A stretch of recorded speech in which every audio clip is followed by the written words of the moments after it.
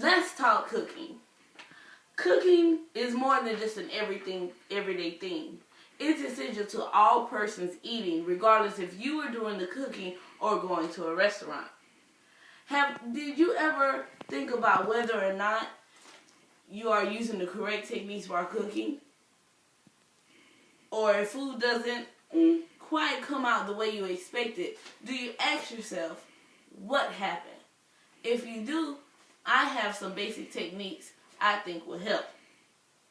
I remember one day wanting some green beans as a vegetable for the meal that I was cooking. I threw in a little salt and a pepper for seasoning, and I wanted to have a little citrus flavor also, so I added some lemon juice. I wasn't quite certain of how much lemon juice to put, so I poured in like a cup. My fiance came home, which is my food tester, by the way, and he went straight for the stove. He tasted the green beans and made a face like a child that just had eaten some sour candy. It was like, and he said, "Did you leave any juice in the bottle? All you needed was a splash." Learning some of the basic techniques of cooking and knowing the how and why to correctly use these techniques will help you create foods more efficiently. So, what are the basic techniques of cooking? The first technique is baking. Baking is a dry heat cooking method most commonly used for desserts and pastries. But it's not limited to just that.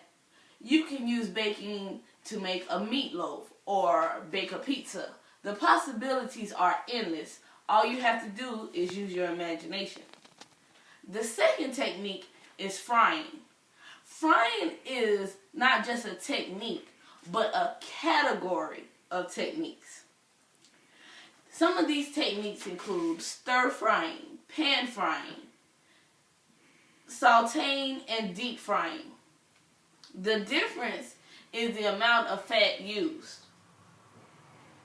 According to Alton Brown, host of Good Eats, frying is a dry heat cooking method, and hot fat can conduct heat to the entire food at one time. The third technique is steaming.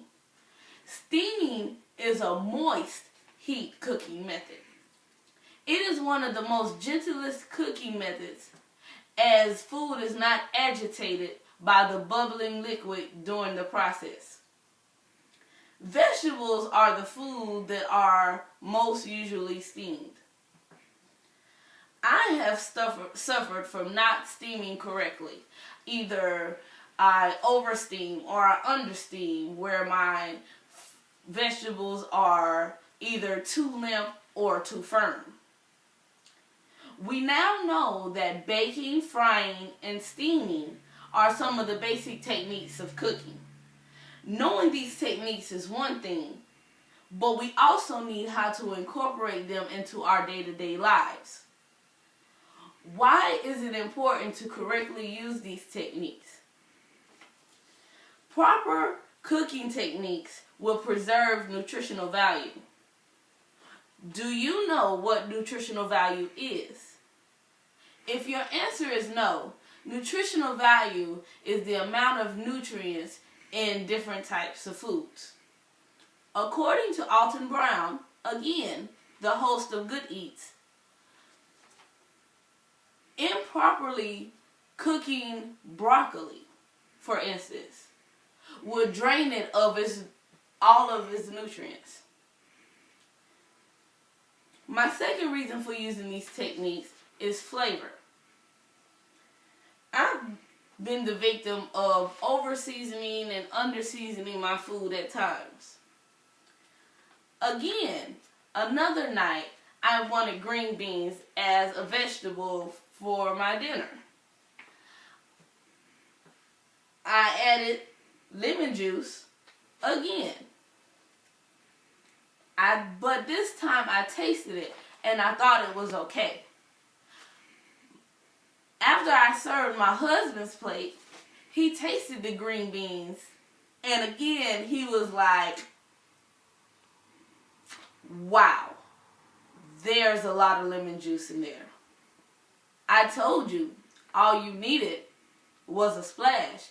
Next time, remember a splash. The flavor of a food is very, very important. It determines whether or not you're going to eat that food. If there is too much flavor or not enough flavor, one can find the food as lacking. Flavor is defined as the taste of something as it is experienced in the mouth. The third reason for correctly using these techniques is food safety. Undercooking your food can cause food poisoning. Unsanitary conditions can cause food poisoning. Now we have to ask ourselves, where do we go from here? Thomas Keller states, food is fun. Learning some of the basic techniques of cooking and knowing the how and the why to correctly use these techniques will helps you appreciate the different types of food, the value of different types of food. You don't have to stop at the basics. By all means, no. Take it a step further. Be creative. You might be surprised at what cooking could do for you. You might not be the chop champion, but by utilizing baking, frying, and steaming properly, you become the champion in your kitchen. You never know. You might actually enjoy cooking, and it might not just be a chore or a hobby. It might actually become a career.